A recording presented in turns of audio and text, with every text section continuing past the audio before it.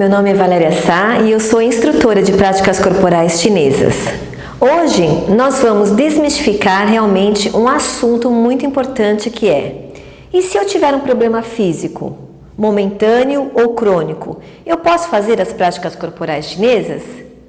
Bem, minha experiência dando aulas das práticas corporais chinesas já há mais de 20 anos me fez estudar e treinar bastante sobre o assunto. E eu posso te afirmar com certeza que sim, você pode.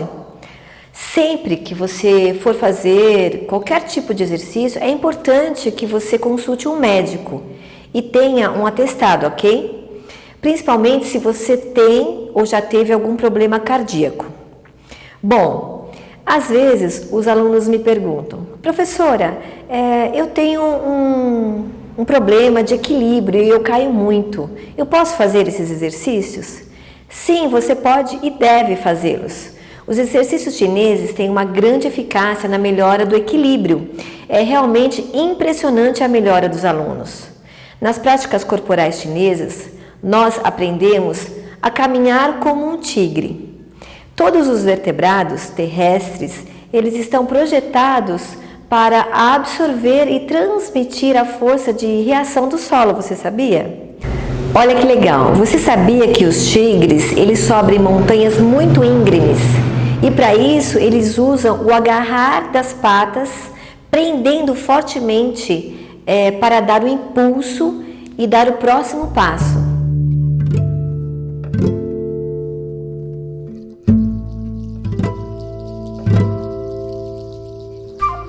Então, você será capaz de trazer essa consciência para a região dos seus pés, também para a sola dos seus pés, para todas as partes do seu pé, na verdade. Por exemplo, a ponta do pé, os dedos, o calcanhar, a parte interna do seu pé, as laterais dos pés, os seus tornozelos e as pernas também. Assim, você vai melhorar a consciência de como você caminha nas ruas, nas calçadas e como você sobe e desce escadas.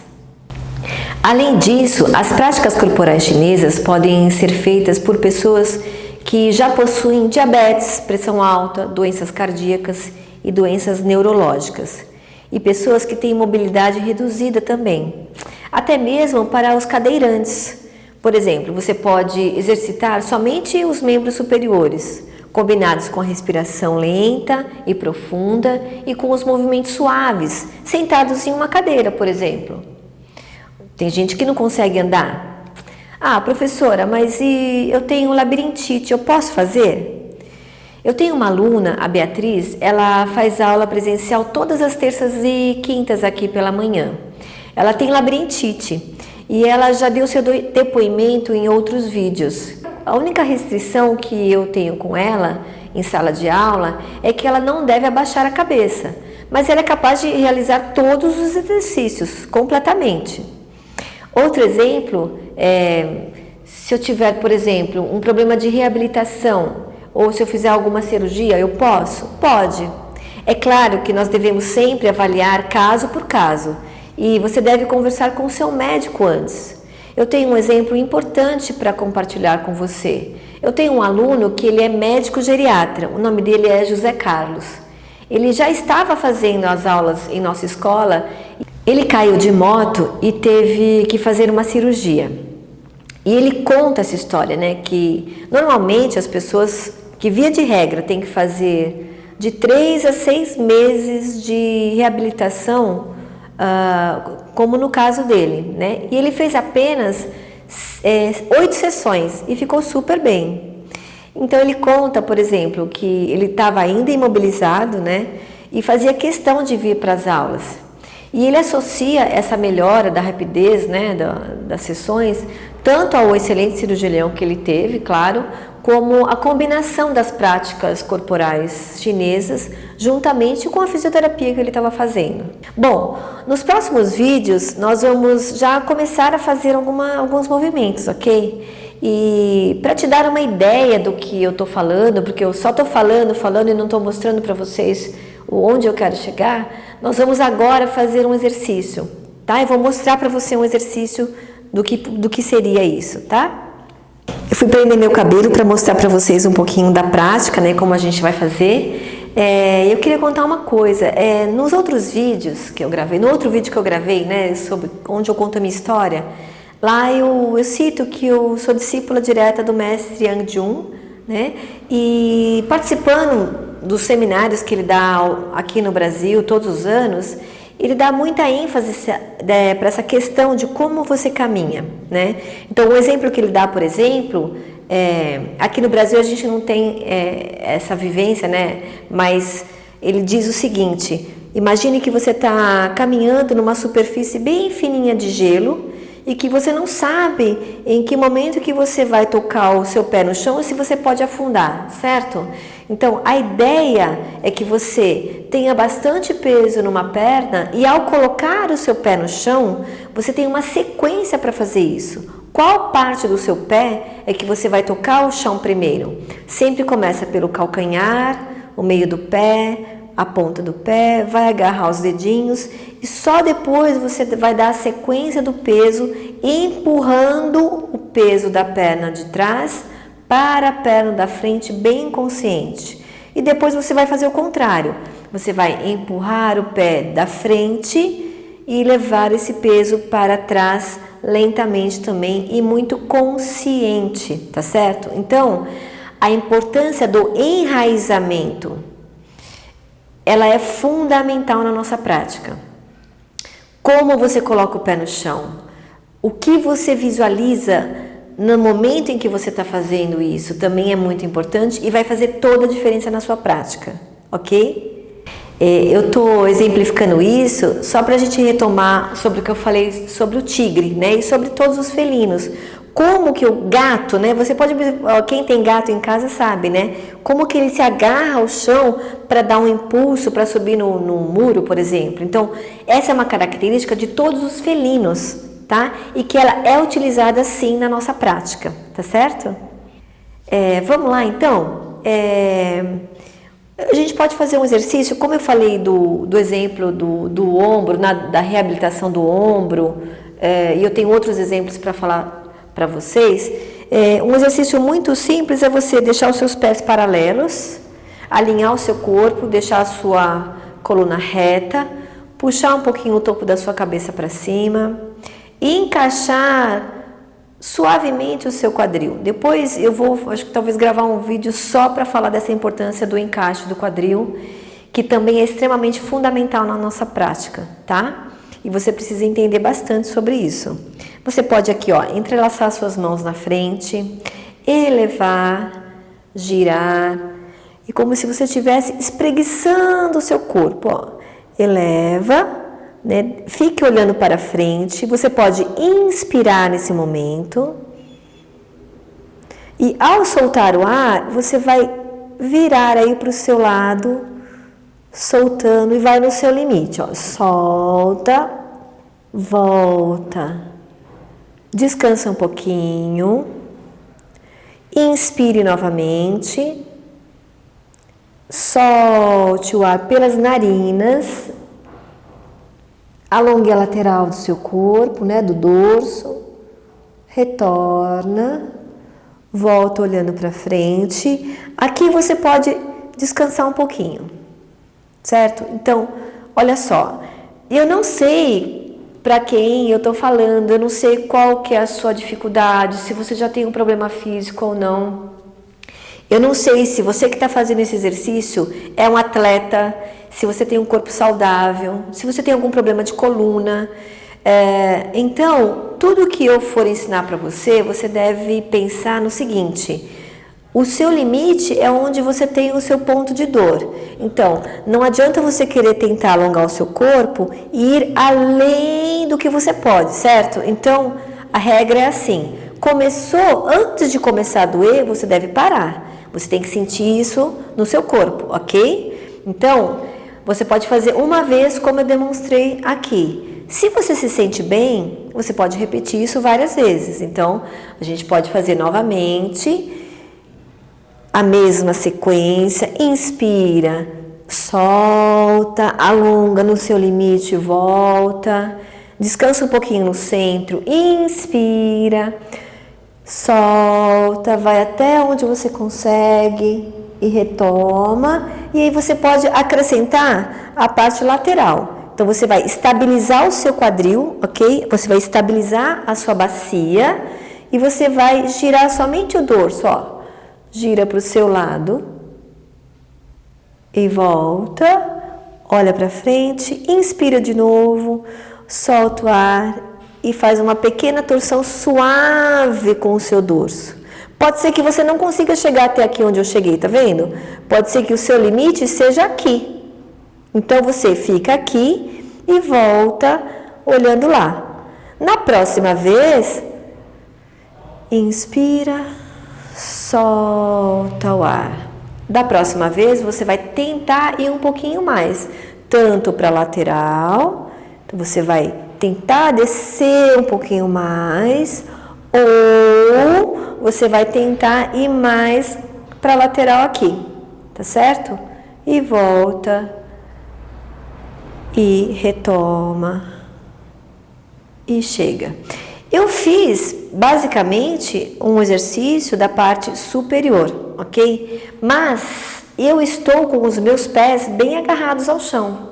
Por quê? Quando eu agarro os meus dois pés no chão, eu não consigo, por exemplo, se eu fico com ele solto, na torção e se o quadril vai demais, pode acontecer isso aqui, tá vendo? Então isso aqui vai levar o seu joelho para dentro e não vai funcionar o exercício.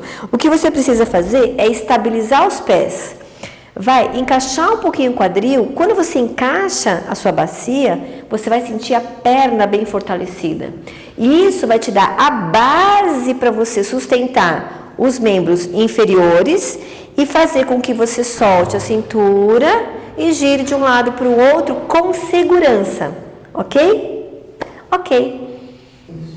Move em cima, estabilizando os seus pés e o seu joelho direcionado para a ponta do seu pé, sem deixar que ele vá para dentro.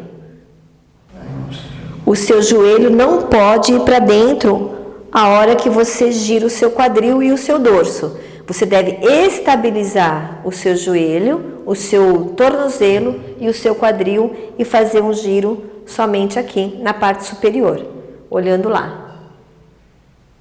Tá certo? E pessoas de todas as idades podem praticar e realizar as práticas corporais chinesas, não é isso? Ela é uma prática que também é considerada a meditação no movimento. Isso requer com que você tenha mais consciência e você vai fazer as coisas mais devagar, com mais calma, ter mais controle da respiração e dos seus movimentos. Essa é uma prática que todos podem fazer, né? Então, desde um adolescente que está prestando vestibular, um idoso, um adulto jovem, pessoas de todas as idades, inclusive os idosos, por exemplo, né? Essa é uma prática que contempla muitas pessoas que têm ansiedade e estresse. Então, quem não tem ansiedade e estresse hoje? As pessoas têm medo, né? E eu penso que o medo ele nos paralisa. E o medo faz com que você não consiga realizar as suas coisas do cotidiano. Então, eu estou com medo de perder meu emprego. Eu fico com medo, eu fico ansioso, eu fico tenso. Eu vou trabalhar já com medo de perder o emprego. Enfim, todos sofremos com esse mal do estresse e da ansiedade. Por exemplo, se você está no trânsito, né? O trânsito hoje em dia é caótico, né? Ninguém tem paciência para ficar esperando o farol abrir. Às vezes o farol abre e fecha várias vezes no vermelho, você não consegue sair do lugar. As pessoas estão cada vez mais agressivas porque não tem paciência, então agride verbalmente um ao outro. Hoje mesmo uma pessoa acabou, eu não entendi que ele queria passar e ele me xingou e abriu o vidro, enfim. E eu estava calma e falei, tá bom, você pode passar, né? A gente tem que desenvolver a gentileza também nesse mundo caótico que a gente vive. E você vai aprender isso fazendo esses exercícios. Esses exercícios combinam respiração profunda, movimento lento e concentração, vai te dar essa consciência. E você vai conseguir se perceber melhor no seu dia a dia. Você vai se perceber mais calmo, você vai se perceber mais atento a tudo que está ao seu entorno, né? Você desenvolve realmente esse olhar que é um olhar mais aberto, mais perceptivo do que está acontecendo com você e com o outro, né? Você vai se importar com o outro também, tá certo? Então, outro ponto importante também é a questão da nossa relação com as redes sociais, por exemplo, né? Hoje todo mundo está conectado na telinha, está lá respondendo seus e-mails, respondendo seus WhatsApps, participam de centenas, dezenas de grupos de WhatsApp. Você tem que estar sempre disponível para responder as mensagens das pessoas que chegam. A pessoa não se dá ao luxo, né, de poder responder uma mensagem depois, porque ali você já vê se a pessoa está online, se não está online, e por que ela não respondeu se ela está online, isso eu já ouço muito, né?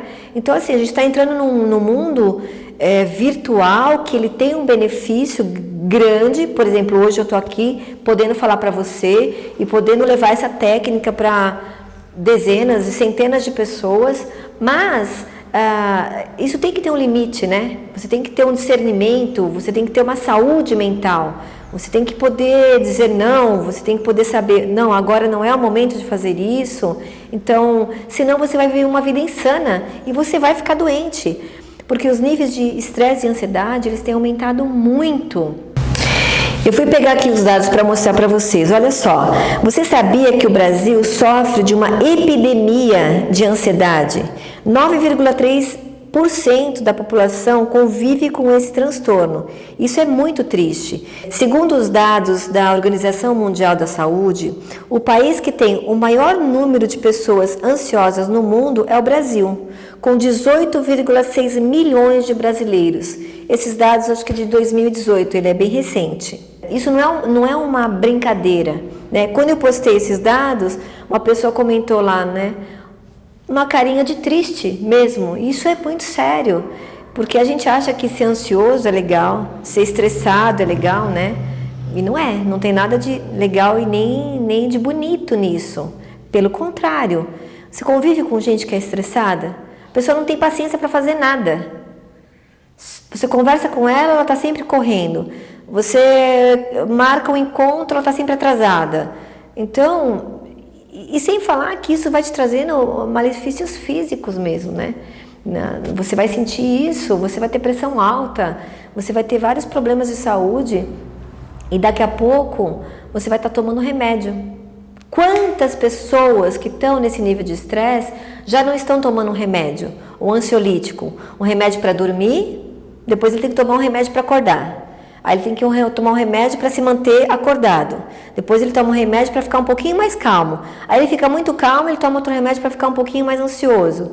E aí você vai dosando a sua vida e a sua saúde com remédios, com sintéticos, que vão te trazer efeitos colaterais muito ruins. Até onde? Se você que já toma um ansiolítico e você precisa disso porque você ainda não consegue viver sem esses remédios, ok. Tudo bem, você vai lá no seu médico, né, e ele vai receitar esse remédio para você. Mas saiba que existe uma outra maneira de você colher os mesmos benefícios, isso já está comprovado cientificamente. Eu fiz um vídeo sobre a respiração profunda e lá eu ensino a respirar profundamente.